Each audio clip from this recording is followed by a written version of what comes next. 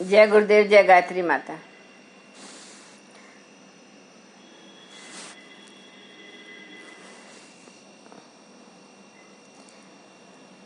हमारी वसीयत और विरासत। इसमें गुरुदेव जी ने आगे लिखा है कि गुरुदेव का प्रथम बुलावा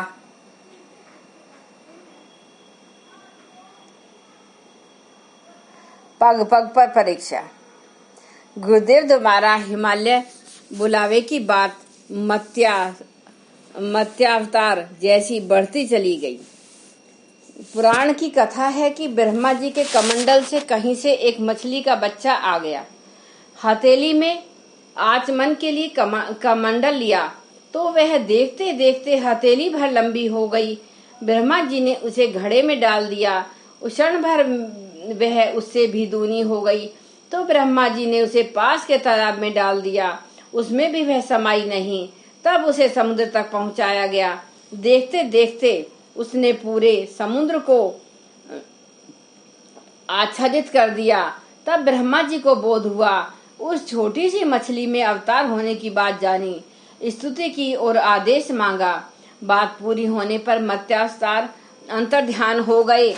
जिस कार्य के लिए वे प्रकट हुए थे वह कार्य सुचारू रूप से संपन्न हो गया। हमारे साथ भी घटनाक्रम ठीक उसी प्रकार चले। आध्यात्मिक जीवन वहां से आरंभ हुआ था जहां से गुरुदेव ने परोक्ष रूप से महामना जी से गुरु दीक्षा दिलवाई थी, यज्ञोपवीत पहनाया था, गायत्री मंत्र की नियमित उपासना करने का विधि विधान बताया था। छोटी उम्र थी पर उसे पत्थर की लकीर की तरह माना और विधिवत निभाया। कोई दिन ऐसा नहीं बीता जिसमें नागा किया हो। साधना नहीं तो भोजन नहीं, इस सिद्धांत को अपनाया। वह आज तक ठीक चला है और विश्वास है कि जीवन के अंतिम दिन तक निश्चित रूप से निभेगा।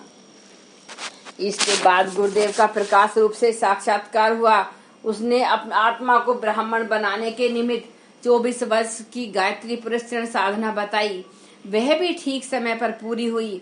इस बीच में बैटरी चार्ज कराने के लिए, परीक्षा देने के लिए बार बार हिमालय आने का आदेश मिला। साथ ही हर यात्रा में 1 वर्ष या उससे कम दुर्गम हिमालय में ही रहने के निर्देश भी। वह क्रम भी ठीक प्रकार चला और परीक्षा में उत्तीर्ण होने पर नया उत्तरदायित्व कंधे पर लदा। इतना ही नहीं, उसका निर्वाह करने के लिए अनुदान भी मिला ताकि दुबला बच्चा लड़खड़ा ना जाए। जहाँ गड़बड़ाने की स्थिति आई वहाँ मार्गदर्शन ने गोदी में उठा लिया। पूरा 1 वर्ष होने भी न पाया था कि बेतार का तार हमारे अंतराल में हिमालय का निमंत्रण ले आया।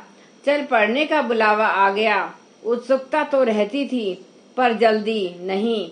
जो देखा है उसे देखने की उत्कंठा एवं जो अनुभव हस्तगत नहीं हुआ है उसे उपलब्ध करने की आकांक्षा ही थी।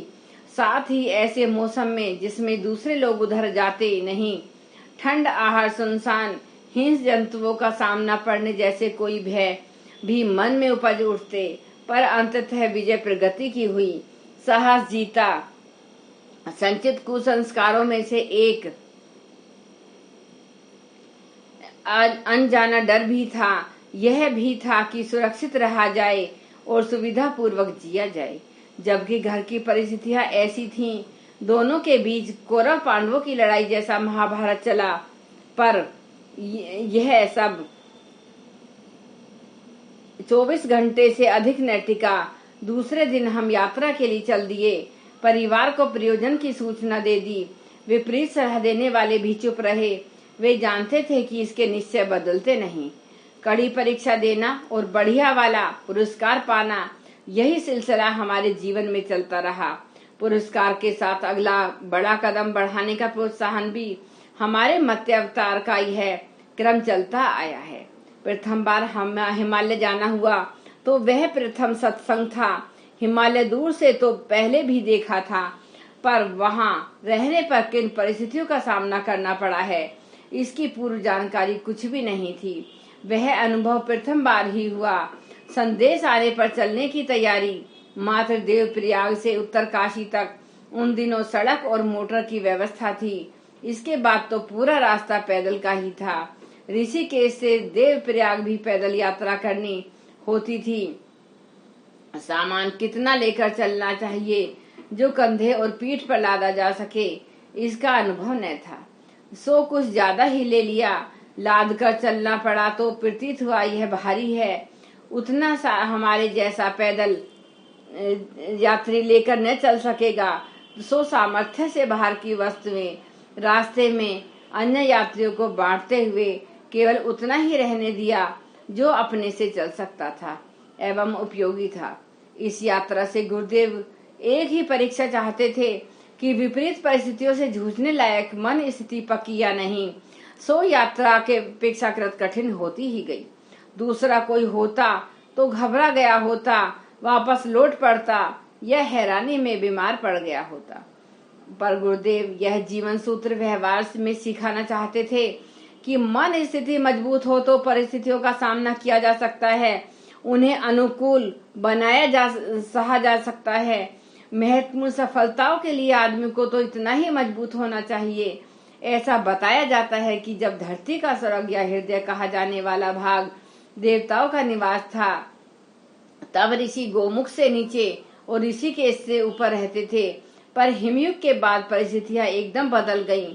देवताओं ने कारण शरीर धारण कर लिए और अंतरिक्ष में विचरण करने लगे।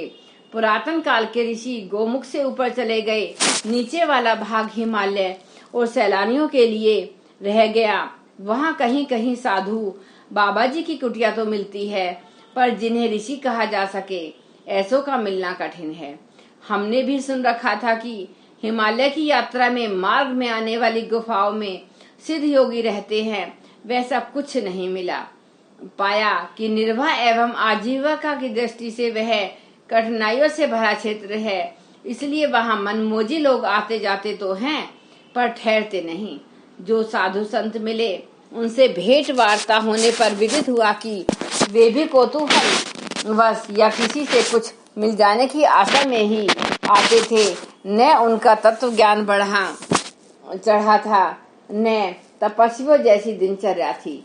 थोड़ी देर पास बैठने पर वे अपनी आवश्यकता व्यक्त करते थे। ऐसे लोग दूसरों को क्या देंगे, यह सोचकर सिद्ध पुरुषों की तलाश में अन्यों द्वारा जब तब की गई यात्राएं मजे की यात्राएं भर रही। यही मानकर अपने कदम आगे बढ़ाते गए। यात्रियों को आध्यात्मिक संतोष समाधान तनिक भी नहीं होता होगा, यही सोचकर मन दुखी रहा। उनसे तो हमें चींटियों पर दुकान लगाए हुए पहाड़ी दुकानदार अच्छे लगे। वे भोले और भले थे। आटा दाल चावल खादी खरीदने पर वे पकाने के बर्तन बिना किराया लिए बिना गिने ऐसे ही उठा देते थे। मांगने जांचने का कोई धंधा उनका नहीं था। अक्सर चाय बेचते थे। बीड़ी माचिस चना गुड़ सत्तू आलू जैसी चीजें यात्रियों को उनसे मिल जाती थीं। यात्री श्रद्धालु तो होते हैं पर गरीब स्तर के थे। उनके काम की चीजें ही दुकानों पर बिकती थीं। कंबल उसी क्षेत्र के बने हुए किराए पर रात काटने के लिए मिल जाते थे। शीत ऋतु और पैदल चलना, यह दोनों ही परीक्षाएं कठिन थीं। फिर उस क्षेत्र में रहने वाले साधु सन्यासी उन दिनों गर्म इलाकों में गुजारे की व्यवस्था करने नीचे उतर आते थे। जहाँ ठंडक अधिक है वहाँ के ग्रामवासी भी पशु चराने नीचे इलाकों में चले जाते थे। गांव में झोपड़ियों से सन्नाटा रहता है। ऐसी कठिन परिस्थितियों में हमें उत्तर काशी से नंदन वन तक की यात्रा पैदल पूरी करनी थी।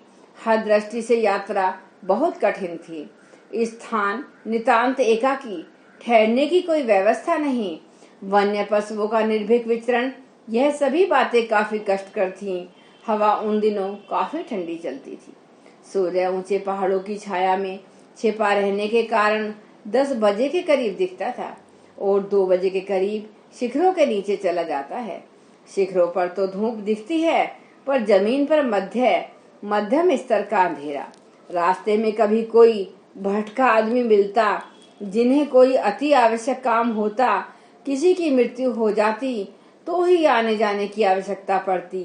हर दृष्टि से वह क्षेत्र अपने लिए सुनसान था। सहचर के नाम पर थे छाती से धड़कने वाला दिल या सोच विचार कर उठाने वाले सिर में अवस्थित मन।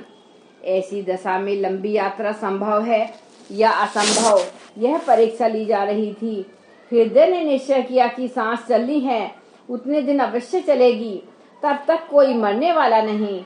मस्तिष्क कहता है वृक्ष वनस्पतियों से भी तो जीवन है, उन पर पक्षी रहते हैं, पानी में जलचर मौजूद हैं, जंगल में वन्य पशु फिरते हैं, सभी नंगे वदन, सभी एकाकी, तब इतने सारे प्राणी इस क्षेत्र में निवास करते हैं, तो तुम्हारे लिए सब कुछ सुनसान कैसे? अपने को छोटा मत बनाओ। जब वसुधैव कुटुंबकम की बात मानते हो, तब इतने सारे प्राणियों के रहते तुम अकेले कैसे? मनुष्य को ही क्यों प्राणी मानते हो? यह जीव जंतु क्या तुम्हारे अपने नहीं? फिर सूनापन कैसा? हमारी यात्रा चलती रही, साथ साथ चिंतन भी चलता रहा। एकाकी रहने में मन पर दबाव पड़ता है, क्योंकि वह सदा समूह में रहने का अभ्यासी है। एकाकीपन की उसे डर लगता है। अंधेरा भी डर का एक बड़ा कारण है। मनुष्य दिन भर प्रकाश में रहता है, रात्रि को बत्तियों का प्रकाश जला लेता है, तब नींद आती है।